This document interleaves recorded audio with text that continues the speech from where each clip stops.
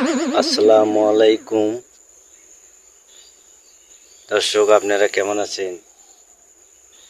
এই যে সামনে তো ফির আসলো মজার দিন, খুশির দিন, আনন্দের দিন। ঠিক বলছি না আমি? বুঝছেন, সামনে ফির কুরবানি। আপনারা তো বউ চললে একবারে আল্লাহর রহমত প্রস্তুতি কুরবানি কেনার। আমি যে কুরবানির কি কিনি রে ভাই, আমার তো মনে হয় দেওয়া হচ্ছে না রে।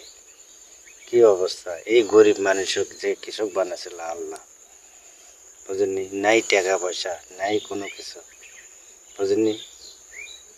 কি যে করি। আপনারা তো সোল বললে অবশ্যই আনন্দ ফুর্তি করবেন, আর আমার যে হচ্ছে না। আমি সোল বললে কি করব? আমি সোল বললে কার দৌড়ে যাবো, কার ওটা গোস্ত চাওয়ার যাবো, বুঝেননি?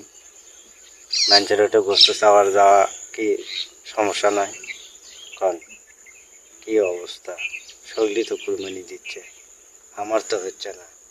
আপনারা তো বউ চললে ঠিকই কুরবানি পালন করবেন, ঠিকই গোস্ত খাবেন, কিন্তু আমার হচ্ছে না। আমার সোল বললে, আমার সোল বল কী করবি কর? আমার সোল বল তো ছোট, ওরা তো বুঝতে পারে না, ওরা তো এখনও কামাই কাজ রোজগার করতে পারে না। সব কিছু দায় দায়িত্ব আমার। আমার সোল বলগুলো কার দৌড়ে যাবি, কার কোর্টে যাবি, কী সমস্যা নিজেও খুঁজে পাচ্ছি না। খুব টেনশনে আছি রে ভাই।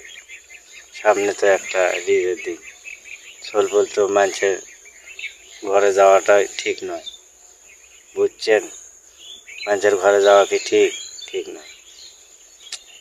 কুণ্ড কর্ম রে ভাই। আপনারা তো বউ চললে খালি আনন্দ ফুর্তি আল্লাহর রহমত করবেন, করেন করেন, আনন্দ ফুর্তি করবেন না কি করবেন? অনেক দিন পর আসবেন, এসে বউ চললে কুরবানি দিবেন, সমস্যা নেই। আমার নয়, না হয় না হবে, বুঝলেননি? আমার নাই নাই, কি অবস্থা বুঝছেন? দেখি, দেখা যাক, আল্লাহ ভরসা, দেখা যাক কি হয়, কোনটে যায় কি হয়, বুঝলেননি? তাও আপনারা ভালো মতো আসবেন, কোনো সমস্যা নেই। আসবেন, আসে সমস্যা নেই, আসে ভালো মতো দিবেন, কোনো টেনশন করবেন না, চিন্তা ভাবনা করবেন না। আল্লাহ হাফেজ, ভালো থাকবেন আপনারা। Good life.